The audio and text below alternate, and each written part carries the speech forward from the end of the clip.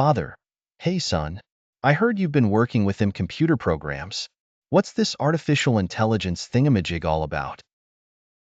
Son, it's AI, Dad. You know, like when computers get smart and do things people can do. But I'm not sure they can help you find your keys yet.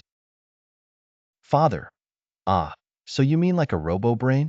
Can it fix the toaster? Son, not really, Dad. It's more like how Google suggests stuff for you. Or those chatbots you hate talking to. Father, oh, so it's the thing that keeps showing me ads for fishing rods even though I never fish?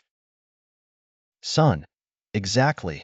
It learns from what you do and tries to predict what you might want.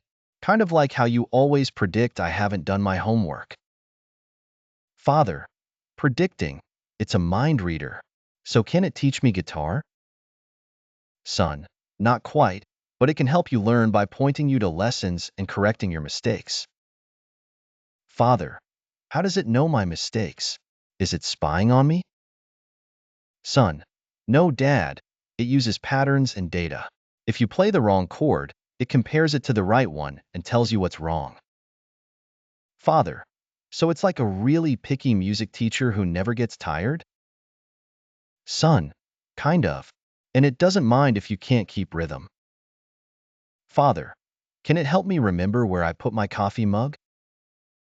Son, if you had a smart home setup, maybe it could tell you where you last saw it. Father, huh, maybe AI is not so dumb after all. But can it replace me at work? Son, only if your job is really boring and repetitive. But it can't tell dad jokes, so your position is safe for now. Father, phew, dodged a bullet there. But hey, if it gets any smarter, think it could make dinner for us? Son, if you trust a robot with your spaghetti, sure.